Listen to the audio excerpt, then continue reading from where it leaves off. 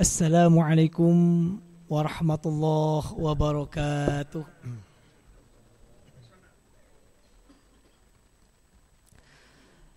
Alhamdulillahi rabbil alamin. Wa bihi nasta'inu ala umuri dunya waddin. Wassalatu wassalamu ala habibina wa nabiyyina Muhammadin wa ala alihi wa sahbihi wa man tabi'ahum bi ihsanin ila yaumiddin. Subhanaka la ilma lana illa ma 'allamtana innaka antal alimul hakim. Hadirin hadirat jamaah salat Isya dan Tarawih juga witir Masjid Al-Hijrah Sydney, Australia yang senantiasa dirahmati oleh Allah. Sebagaimana telah dijelaskan pada pertemuan-pertemuan sebelumnya, bahwa paling tidak ada 3 hal penting yang pertama dilakukan Rasulullah ketika sampai di Madinah. Yang pertama adalah membangun masjid. Begitu sampai di Madinah, tepatnya di Quba, baginda Rasulullah SAW membangun masjid yang kita kenal dengan Masjid Quba. Yang kemuliaan dan keistimewaannya Allah singgung dalam surah At-Taubah. La masjidun ussisa ala taqwa. Ini kata para ahli tafsir, masjid ini maksudnya adalah Masjid Quba. Lalu Rasulullah SAW melanjutkan perjalanannya dari Quba menuju ke Madinah. Sebelumnya singgah di salah satu tempat yang kemudian Rasul melakukan sholat Jumat pertama. Yang sekarang dibangun ada masjid namanya Masjid Jumu'ah. Kurang lebih 1 kilo atau kurang dari 1 kilo dari Masjid Quba. Ke arah kiri. Jadi kalau ditanya mau ke Masjid Jumu'ah, masyhur semuanya. Setelah sholat Jumat kemudian melanjutkan perjalanan sampai di Madinah. Rasul berikutnya yang dilakukan adalah lagi-lagi membangun masjid. Masjid Quba kemudian Masjid Nabawi.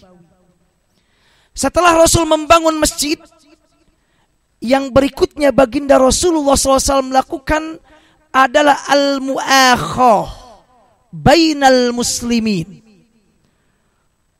Meningkatkan hubungan persaudaraan yang makin erat antara sesama muslim. Dan paling tidak, menurut para ahli sejarah, bahwa Rasulullah SAW ketika di Madinah menyambungkan al-mu'akhah ini, persaudaraan ini, paling tidak untuk 2 kelompok besar. Yang pertama, itu adalah al-mu'akhah bainal Aus wal Khazraj. Rasulullah SAW mempersaudarakan antara 2 kabilah yang merupakan penduduk asli Madinah, yang kemudian nanti diberi gelar dalam Al-Quran dengan sebutan Al-Ansar, kaum Ansar. Yaitu kabilah ini adalah kabilah Aus dan Khazraj. Ini 2 kabilah yang menurut para ahli sejarah, Aus dan Khazraj awalnya adalah kakak beradik. Ini menurut sebagian sejarah, kakak kandung. Namun seiring dengan perjalanan waktu, ini 2 kabilah tidak pernah akur. Terus menerus melakukan peperangan.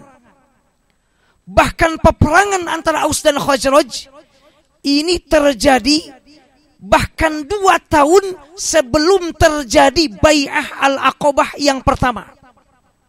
2 tahun sebelum itu masih perang. Sehingga dalam sejarah ada disebut dengan peperangan yang sangat dahsyat antara Aus dan Khazraj. 2 tahun sebelum Bai'ah Aqabah ini dikenal dengan nama Yaum Bu'ats.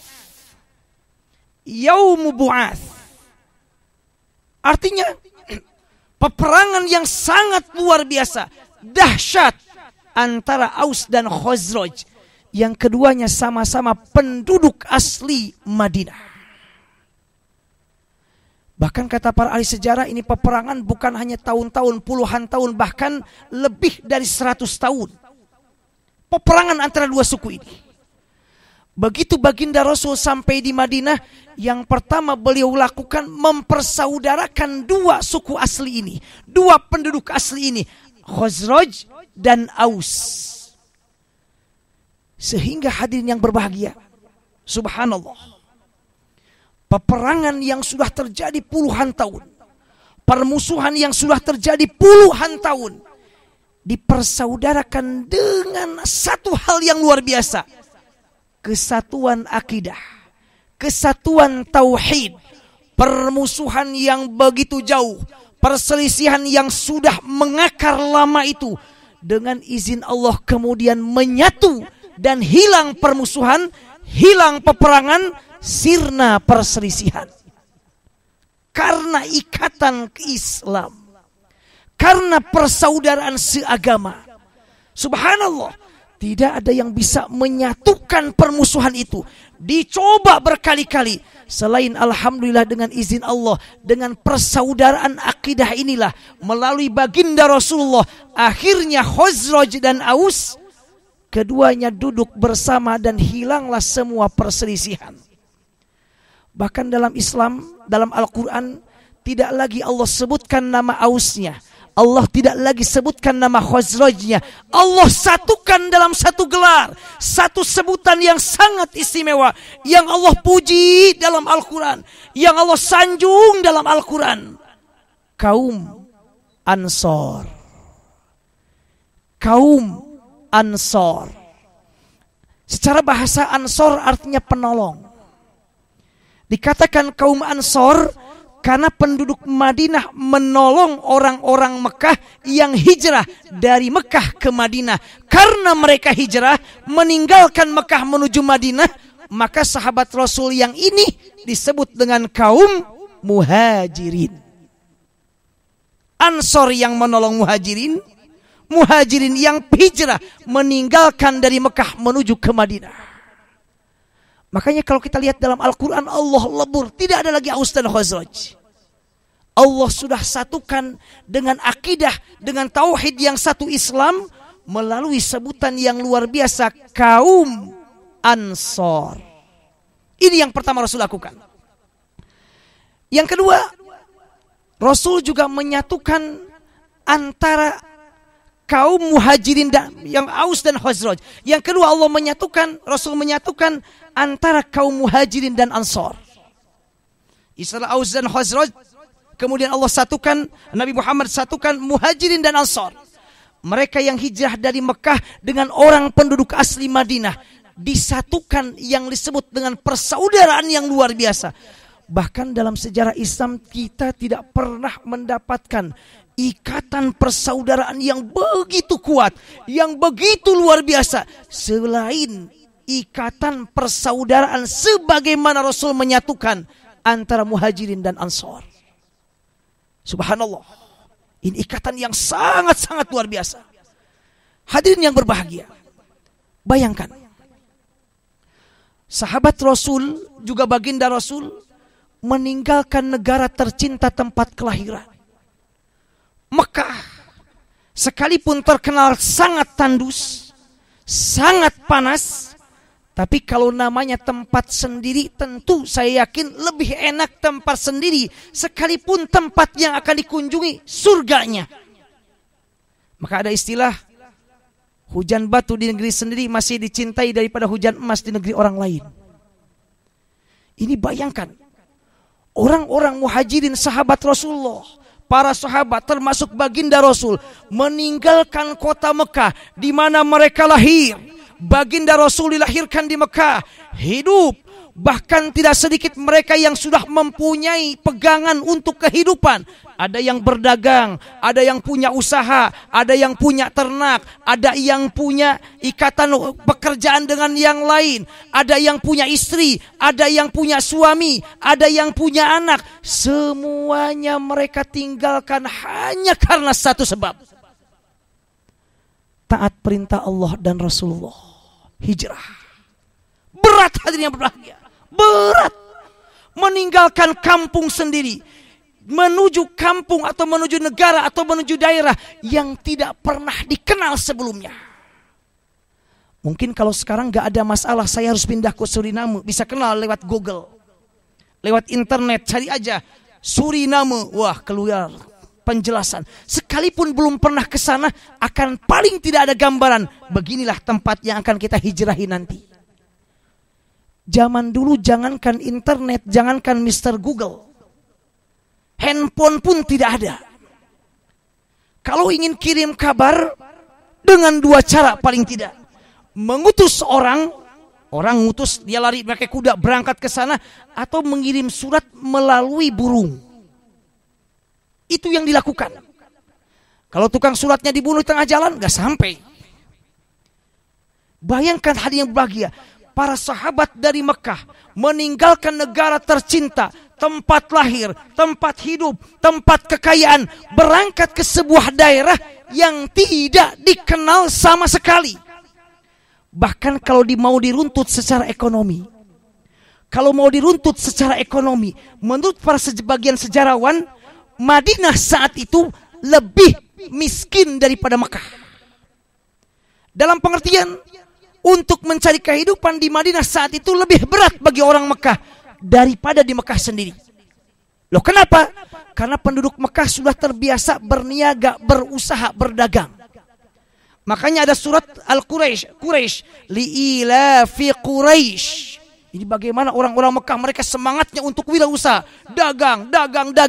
Pedagang harus berangkat ke Madinah yang umumnya saat itu bukan berdagang tapi bertani. Pengusaha harus jadi tukang tani, berat. Tukang tani jadi usaha masih mending. Para sahabat meninggalkan semua itu demi ketaatan pada Allah dan Rasulnya. Ini mengingatkan satu hal, bahwa dahulu para sahabat, bahwa Rasulullah dahulu begitu berat pengorbanan untuk agama tercinta ini, hadirin yang berbahagia. Sampai Rasulullah SAW mengatakan kepada Mekah tercinta, Mekah, Rasul mengatakan demikian, ini masyhur hadisnya, Mekah, kamu itu adalah negara yang tanah yang paling aku cintai. Baginda Rasul mengatakan demikian, paling aku cintai. Kalau saja bukan karena pendudukmu yang mengusirku, aku tidak akan pernah meninggalkanmu, wahai Mekah tercinta. Rasul mengatakan demikian. Semua ditinggalkan demi mentaati pada Allah dan Rasulnya.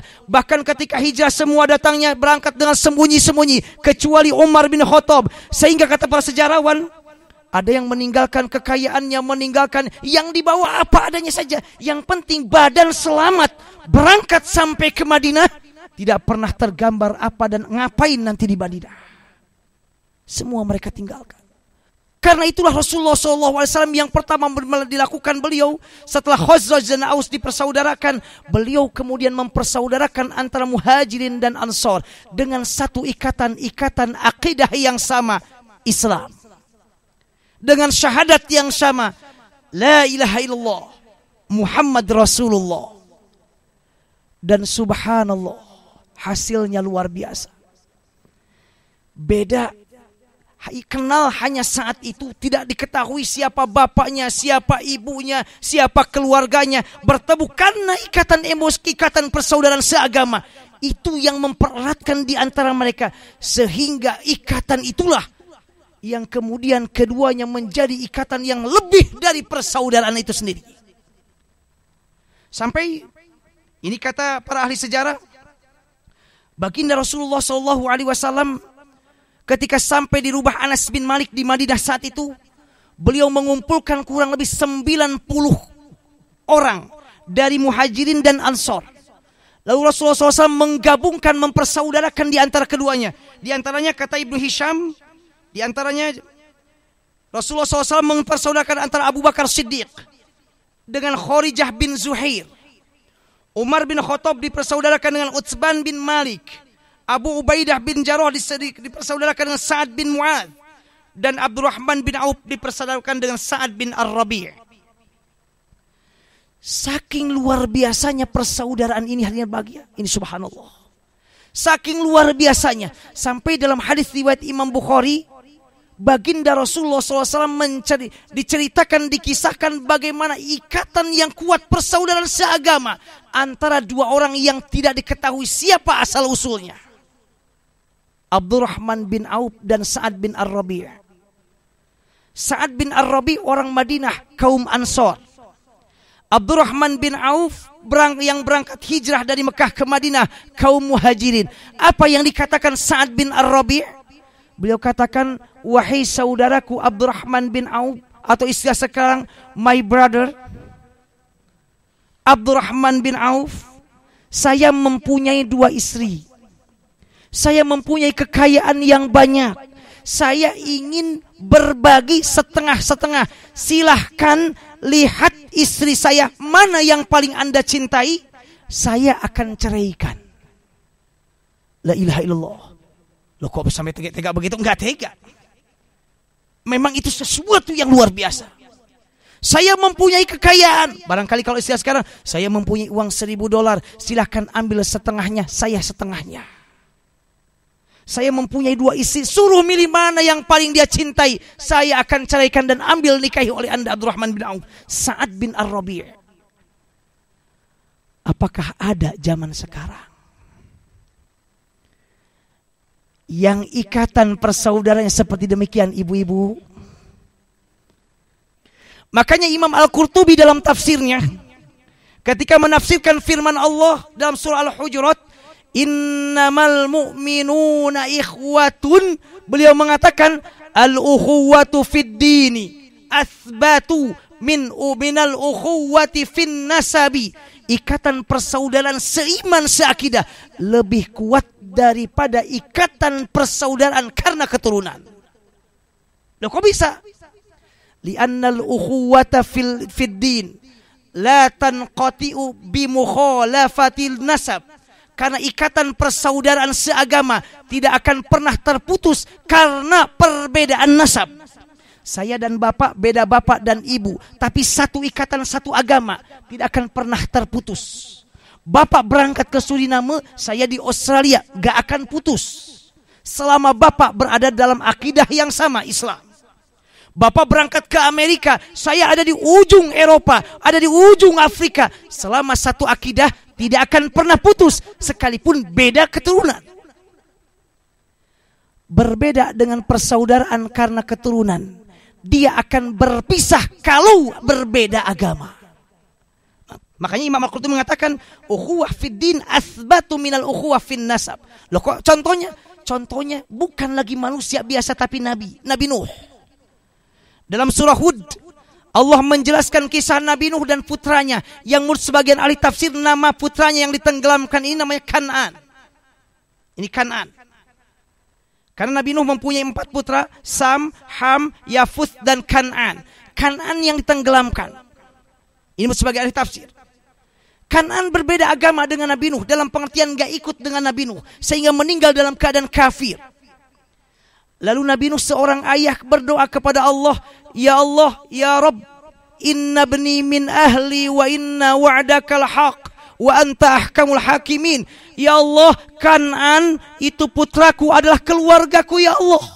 Tolong ampuni ya Allah, tolong maafkan ya Allah, Engkau sebaik-baik yang menghukumi. Lalu kata Allah apa? Ini antara ayah dan anak. Ayah dan anak, nasab. Satu nasab, tapi beda agama, beda keyakinan. Nabi lagi. Apa kata Allah? Ya Nuh, innahu laisa min ahlika innahu amalun ghairu salih.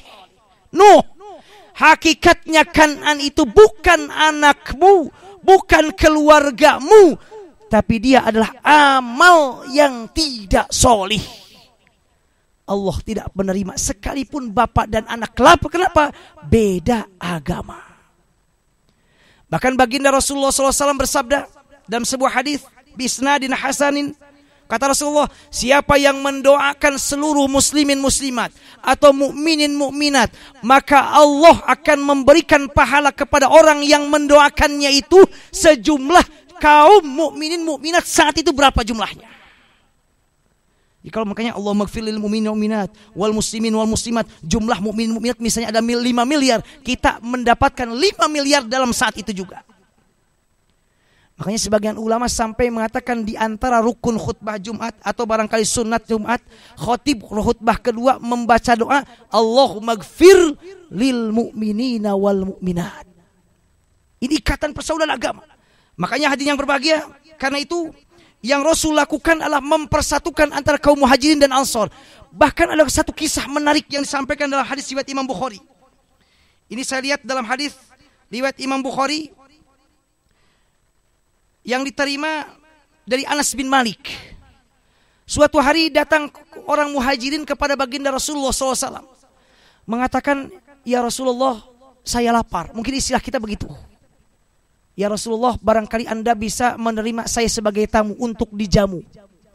Lalu baginda Rasulullah mengutus seseorang untuk menanyakan istri-istri beliau, apakah mempunyai makanan untuk menjamu beliau. Ditanyakan satu persatu, jawaban semuanya, semua isi-isi Rasul jawabannya satu, kami tidak mempunyai kecuali air saja.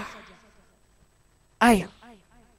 Akhirnya utusan datang kepada Rasulullah, ya Rasulullah, mohon maaf, jawaban dari istri-istri Anda satu, semuanya tidak memiliki makanan kecuali air.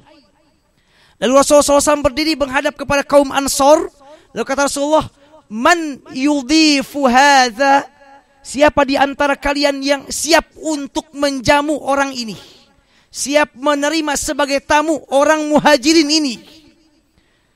Lalu berdirilah, kata para ulama, namanya Abu Talhah Zaid bin Sahal An-Ansari. Kata Abu Talhah, ya Rasulullah, saya yang akan menjamunya. Saya siap menerimanya sebagai tamu. Hadis sahih riwayat Imam Bukhari dari Anas bin Malik.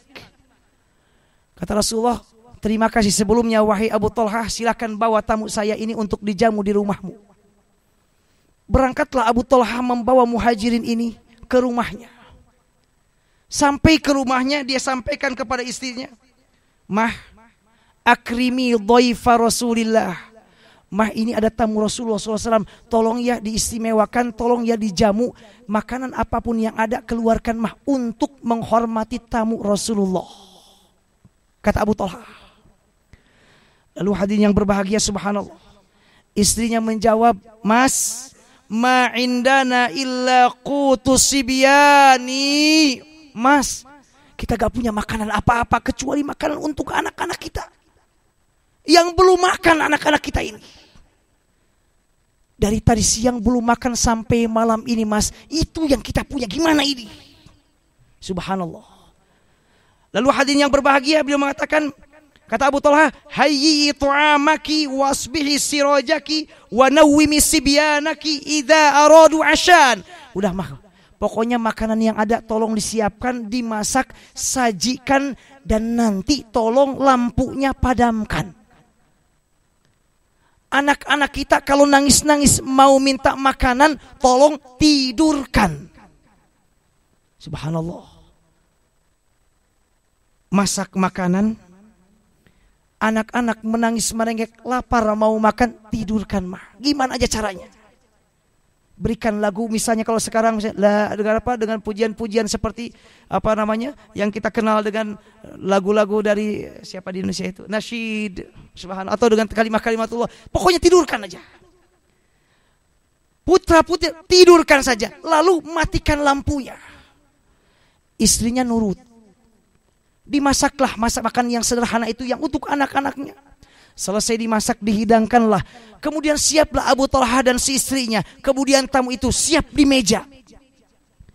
Masing-masing sudah ada piringnya khusus, sudah ada sendoknya, kalau ada sendoknya dulu siap khusus. Persis sudah kayak mau makan. Tuan rumah akan menghormati atau makan sama-sama dengan tamunya. Begitu sudah siap makan, kata Abu Talhah, Mah, tolong lampunya dibetulkan dulu. Naiklah kemudian, kata istrinya, Pah, tolong dibetulkan dulu lampunya. Kemudian Abu Talhah naik, seolah membetulkan lampu, tapi sebenarnya dia memadamkan lampu. Loh kenapa? Biar gak ketahuan.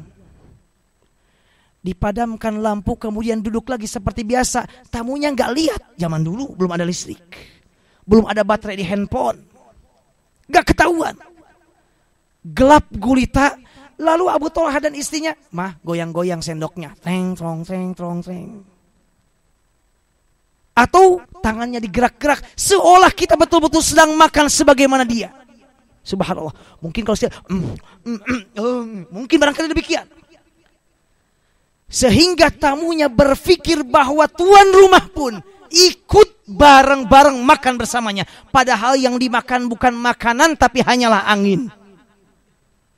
Jangankan Abu Talha dan istrinya, anaknya pun gak dikasih makan. Subhanallah. Sampai akhirnya tamunya gak mau pikir, gak mau tahu urusan. Alhamdulillah. Tidurlah kenyang tamu Muhajirin. Tamunya tidur kekenyangan, sementara Abu Talha, istri dan anaknya tidur keroncongan. La ilaha illallah. Pagi hari berangkatlah mengadu kepada Rasulullah. Ini Abu Talha, sahabat yang Masya Allah luar biasa. Ansori, orang Ansor. Beliau gak mengatakan, Rasul tahu gak kemarin anak. Gak begitu, gak mengadu. Biasa saja. Hanya Rasul tahu berdasarkan wahyu. Begitu datang, Rasul tersenyum. Kemudian Rasul mengatakan, Allah tertawa kepada kamu. Imam An-Nawawi ketika menjelaskan hadis ini dalam syarahnya terhadap Sahih Muslim, tertawa Allah maksudnya Allah meridhoi dengan apa yang telah kamu lakukan pada malam tadi. Lalu turunlah firman Allah, wa yu'thiruna ala anfusihim walau kana bihim khasasah.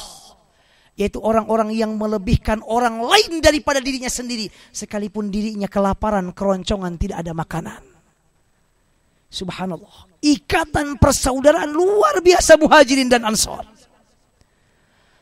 Saya ingin bertanya, apakah kita sudah sampai sejauh itu?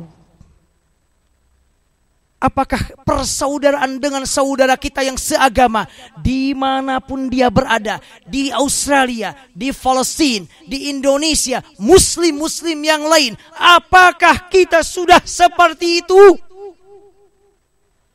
Saya masih jauh. Bukan jauh, sangat jauh. Bahkan yang ada sesama muslim kalau jualan saling gencet. Coba. Saya jualan sepatu. Datang saudara kita misalnya dari orang muslim juga jualan sepatu. Laris dia. Diusahain gimana biar dia kagak laku. Kalau gak mempan dengan berbagai cara, lewat jalur belakang, dukun. Dibuat sakit itu perutnya kembung. Dibuat sakit istrinya. Sampai bahkan dibuatnya tidak laris sama sekali dengan berbagai cara. Padahal dia saudaranya seiman, seakidah. La ilaha illallah. Jauh saya dengan para sahabat. Ya Allah. Makanya Rasul mengingatkan. Betapa kaum Muhajirin. Betapa kaum Ansor. Sampai Rasul mengatakan. Demi Allah, kata Rasulullah. Demi Allah, demi diriku yang berada dalam kekuasaannya. Kata Rasul, la tasubbu ashabi. Jangan kalian berani-berani memaki-maki para sahabat-sahabatku. Demi diriku dalam kekuasaannya. Demi Allah. Kalau seandainya kalian berinfak dengan sebesar gunung Uhud semuanya emas, tidak akan pernah sebanding dengan kebaikan para sahabat. Jangankan satu biji ataupun satu biji sawi, setengahnya pun tidak akan pernah sampai. Subhanallah. Ikatan persaudaraan yang luar biasa. Karena itu hadirin yang berbahagia. Kalau lihat dalam Al-Quran, ini kata ukhuwah dalam Al-Quran, Allah sebutkan dengan bentuk mustaknya paling tidak 96 kali dalam Al-Quran Allah menyebutkan. 96 kali Allah menyebut ukhuwah, persaudaraan-persaudaraan. Bahkan bukan hanya itu hadirin yang berbahagia, kata Ibnu Jauzi dalam kitabnya Zadul Masir, dalam Al-Quran Allah menyebutkan ukhuwah untuk 5 jenis. Persaudaraan untuk 5 jenis. Pertama, yang persaudaraan sekandung, nasab. Persaudaraan yang kedua adalah persaudaraan karena kabilah. Misalnya wa ila adin akhahum huda, untuk Ad akhahum saudaranya sekabilah. Yang ketiga persaudaraan seagama ataupun al-muta'abah karena mengikuti innamal mu'minuna ikhwah atau innal mubadzirina kanu ikhwanasy syayatin. Kemudian yang keempat persaudaraan karena kecintaan, firman Allah misalnya wa naza'na ma fi suduri min ghillin ikhwanan, kecintaan. Yang kelima, as-sahib karena teman. Misalnya firman Allah, ya ayyuhalladzina amanu ijtanibu katsiran minadh-dhanni inna ba'dadh-dhanni its wa la tajassasu wa la yaghtab ba'dukum ba'dha ayuhibbu ahadukum ay ya'kula lahma akhihi maitan. Akhihi di sini kata para ulama adalah pertemanan. Saudara. Dari 5 persaudaraan ini kata para ulama, yang paling kuat adalah persaudaraan seagama. Persaudaraan seagama. Karena itu Allah dalam Al-Quran misalnya mengatakan apapun bentuk persaudaraannya, kalau berbeda dengan akidah, berbeda dengan keyakinan, semuanya lebur, hancur, jangan dan harus ditinggalkan. Misalnya Allah berfirman, hadis yang berbahagia dalam surah Al-Mujadilah ayat 22, la tajidu qauman yu'minuna billah wal yaumil akhir yuwadduna man haddallaha wa rasulahu walau kanu aba'ahum aw abna'ahum aw ikhwanahum aw ashiratahum. Kata Allah, kamu tidak akan mendapatkan sebuah kaum yang beriman kepada Allah dan Rasulnya, di mana kalau mereka saudaranya, baik ayahnya atau anaknya atau kerabatnya, kalau mereka menentang Allah dan Rasulnya, lalu mereka saling cinta kasih dua-duanya, itu tidak dibenarkan, itu tidak diperbolehkan. Sekalipun itu ayahnya, sekalipun itu anaknya, kalau keluarganya itu menentang Allah dan Rasulnya. Ikatan persaudaraan karena nasab keturunan luntur ketika bertentangan dengan ikatan seagama. Bahkan misalnya dalam ayat yang lain Allah berfirman, ya ayyuhalladzina amanu la tattakhidhu abaakum wa ikhwanakum awliya in istahabbul kufra 'alal iman. Kata Allah, hai orang-orang yang beriman, jangan kalian jadikan pemimpin. Siapa? Bapak kalian, saudara kalian, kalau mereka melebihkan kekufuran daripada keimanan. Sekalipun bapak dan orang tua, ketika beda agama singkirkan. Ini betapa ikatan seagama yang sangat-sangat kuat. Karena itu hadirin yang berbahagia, kalau kita lihat ikatan seagama dalam Al-Quran, Masya Allah, sampai Allah mengatakan, seseorang yang sudah sama-sama muslim, tidak diperbolehkan, la yaskhar qaumun min qaum, tidak boleh satu menghina kepada yang lain. Yang kedua, wala tajassasu, jangan saling mengintip kesalahannya. Atau juga Allah berfirman, wala tanabazu bil alqab, jangan kau panggil dengan panggilan yang tidak baik. Allah juga mengatakan, ijtanibu katsiran minadh-dhann inna ba'dadh-dhanni itsm, wala tajassasu wala yaghtab ba'dukum ba'dha ayuhibbu ahadukum ayyakula lahma akhihi maitan fakarihtumu. Sampai Allah menjelaskan jangan menghina, jangan memaki, jangan. Ketika itu sudah dalam bingkai satu keimanan, satu akidah, satu muslim. Bahkan dalam hadis baginda Rasul mengatakan, man satara musliman satarahullahu yaumal qiyamah. Siapa yang menutup aib sesama muslim, Allah akan menutup aibnya kelak pada hari kiamat. Allah akan menutup aibnya kelak pada hari kiamat. Ada seorang muslim melakukan aib, jangan disebar-sebar. Tidak boleh. Loh kenapa? Aib. Lalu yang kita lakukan, tutup. Imam Ali suatu hari melihat seorang laki-laki mencuri di depan beliau. Kemudian kata Imam Ali, kenapa kamu mencuri? Dia mengatakan, saya tidak mencuri. Lalu Imam Ali mengatakan, kadzabat ainaya, dua mata saya telah berbohong kalau demikian. Kalau kamu mencuri, saya tahu kok, saya lihat sendiri kok. Pasti begitu. Imam Ali gak demikian. Aib sesama muslim ditutup. Terlebih hadirin yang berbahagia, zaman sekarang kalau kita baca berita jangan langsung percaya. Zaman sekarang apalagi menjelang pilpres ini, Allahu Akbar. Saya tidak kemana-mana hadirin yang berbahagia, tapi ada saya pilihan, tapi saya nggak milih kemana-mana. Maksud saya tidak ke politik ini, ke politik tidak. Tapi saya tentu memilih karena saya adalah wajib sebagai warga negara. Saya ingin mengatakan hati-hati dengan menyebarkan aib sesama muslim. Berita sampai hanya kita baca demikian langsung diposting, yang baca 1 juta orang, yang baca 2 juta orang, salah, dosanya 2 juta orang. Benar dia melakukannya, ghibah, gak diperbolehkan. Oleh karena itu hati-hati menyebarkan. Orang dari dalam kamar bisa menuai dosa 2 juta atau 3 juta atau bahkan kurang atau lebih dari itu. Zaman sekarang tutup.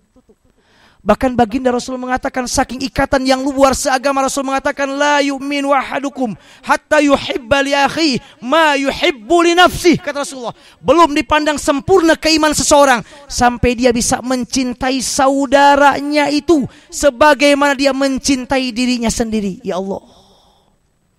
Pantas kalau demikian baginda Rasulullah yang dilakukan setelah membangun masjid adalah al-mu'akhah. Karena ternyata persaudaraan seagama, persaudaraan seakidah sangat-sangat istimewa dan luar biasa.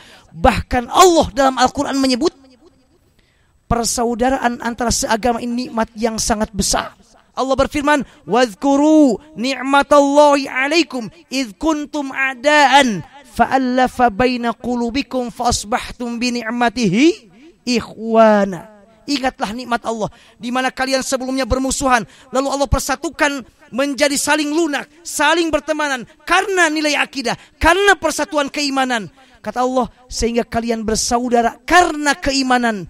Itu juga adalah nikmat yang sangat luar biasa. Bahkan saking istimewa luar biasanya persaudaraan muslim ini, dalam hadis sahih riwayat Imam Bukhari, Rasul sampai mengatakan, orang yang berbohong dengan maksud menyatukan sesama saudaranya tidak dikatakan berbohong. Jadi kalau ada dua orang muslim berselisih, lalu ibu berbohong dalam ini, atau bapak berbohong dengan maksud untuk menyatukan keduanya biar nggak berselisih, kata Rasul, laisal kadzabu, itu tidak termasuk orang yang berbohong. Saking pentingnya ikatan persaudaraan ini. Oleh karena itu hadirin yang berbahagia, dengan ikatan persaudaraan seiman dan seakidah ini, kembali saya ingin sampaikan bahwa kenapa Rasul menyatukan setelah pembangunan Masjid Al-Mu'akhah, karena ternyata betapa besar nikmat persaudaraan karena seakidah ini. Orang yang sudah meninggal akan sampai pahala dari orang yang masih hidup, sesama muslim sekalipun beda agamanya. Saya berdoa, ya Allah ampuni muslimin muslimat yang hidup ataupun yang sudah mati. Yang sudah mati selama dia muslim, sekalipun jauh, sekalipun beda keturunan, sekalipun saya tidak mengenalnya, itu sampai pahala untuk mereka. Subhanallah, ikatan luar biasa. Bahkan Allah dalam Al-Hujurat juga mengatakan, wa in ta'ifatani minal mu'minina qatatalu fa aslihu. Kalau orang mukmin berantem, tolong damaikan. Maka sungguh sangat-sangat keliru jika Allah mengatakan ikatan persaudaraan seagama, seakidah ini betapa sangat kuat dan luar biasanya, lalu ada sekelompok orang memisahkan lagi, mengatakan kelompok kami yang paling benar, naudzubillah. Kelompok kami yang paling benar, naudzubillah. Kelompok kami yang paling akan masuk surga, naudzubillah. Kelompok kami yang pemahamannya paling ini, naudzubillah. Tidak demikian. Apalagi kalau itu hanya masalah-masalah fikih dan furu'iyah. Tidak bisa. Kita sudah dipersatukan oleh Allah dengan ikatan yang luar biasa, seakidah, sekeimanan. Siapapun dia, kelompok apapun dia, apapun garisnya dia adalah saudara kita. Yang kata Rasulullah, belum dipandang iman seseorang sampai dia mencintai saudaranya seagama seperti dia mencintai dirinya sendiri. Bahkan dalam hadis sahih yang lainnya, baginda Rasul mengatakan, memperumpamakan seperti satu tubuh, di mana kalau satu sakit, semuanya pun akan merasakan sakit. Sebagaimana ketika kita sakit, tubuh kita tidak bisa tidur, panas dalam, tidak bisa berangkat ke sana kemari, tidak juga bisa bekerja dengan tenang. Karena satu dengan yang lain ikatannya begitu kuat dan luar biasa. Karena itu mudah-mudahan dengan pelajaran ini, dengan ilmu akhoh ini, mengingatkan saya pribadi, umumnya hadirin yang berbahagia, untuk mari kita lebih tingkatkan persaudaraan kita, sesama muslim kita. Cintai sesama saudara kita sebagaimana kita mencintai diri kita sendiri. Jangan disebarkan aibnya, tutup aibnya. Mereka perlu bantuan, kita bantu. Mereka berselisih, kita damaikan. Selama mereka muslim, mereka adalah saudara kita yang kata Imam Al-Qurtubi, jauh ikatan persaudaraan seagama lebih kuat daripada ikatan persaudaraan hanya karena keturunan atau nasab. Mudah-mudahan ini menjadi penggiat atau pemacu untuk saya pribadi, umumnya untuk hadirin yang berbahagia, untuk kembali memantapkan ikatan persaudaraan seakidah ini, seagama ini, agar makin kokoh dan kuat. Karena ternyata dalam Al-Quran Allah juga menegaskan kemenangan umat Islam yang dijanjikan oleh Allah nanti. Kemenangan umat Islam yang dijanjikan oleh Allah nanti, selain pertolongan Allah, juga karena bantuan dan kerja keras umat-umat mukmin. Allah berfirman, "Huwallazi ayyadaka binasrihi wa bil mu'minin." Allah yang telah menguatkan kamu Muhammad dengan pertolongan Allah dan dengan bantuan orang-orang mukmin, persaudaraan orang-orang mukmin, kekuatan orang-orang mukmin, amal orang-orang mukmin, perbuatan orang-orang mukmin, bahu membahu orang-orang mukmin yang tidak dipisahkan. Dia kelompok ini, dia kelompok itu. Selama dia muslim, dia adalah saudara kita. Jika ada satu kelompok yang mengatakan saya yang paling benar, yang belum masuk pada kelompoknya bukan muslim, tinggalkan. Karena itu tidak dan bukan dari ajaran Islam tercinta. Rasul tidak pernah demikian. Tidak pernah yang bukan muhajirin keluar, enggak pernah. Yang bukan ansar muhajirin keluar, tidak pernah. Ikatan ukhuwah ad-din, fid-din, lid-din, lillah lebih kuat dari semuanya, dan tidak ada yang bisa membendung, tidak ada yang memisahkan selain tentunya adalah ketika dia keluar dari agama Islam. Selama dia muslim, dia akan terus bermanfaat dan akan kuat sampai akhirat kelak. Mudah-mudahan ini menjadi pemacu dan pemicu untuk kita semuanya, untuk lebih mengintrospeksi saya pribadi, untuk lebih meningkatkan keikhuwah kita sebagai satu agama. Dengan siapapun dia muslim muslimat, sekalipun beda pemikiran, beda pendapat, mereka adalah saudara kita. Jika ada yang mengajak sekali lagi pada satu kelompok tertentu, jangan kita ikuti. Agama kita itu agama yang luar biasa, menyatukan semuanya dalam satu bingkai yang luar biasa, satu akidah, satu keimanan, satu syahadat, asyhadu an la ilaha illallah wa anna muhammadan rasulullah. Inilah hadirin hadirat yang berbahagia, di antara pelajaran terpenting dari muakhah antara kaum muslimin yang dilakukan oleh baginda Rasulullah sallallahu alaihi wasallam di Madinah. Mudah-mudahan bermanfaat, khususnya untuk saya pribadi, umumnya untuk seluruh hadirin hadirat yang berbahagia. Mohon maaf atas segala kekurangan. Terima kasih atas segala perhatian. Yang benar dari Allah dan Rasulnya, yang salah dari saya pribadi. Wallahu a'lam bissawab. Wassalamualaikum warahmatullahi wabarakatuh.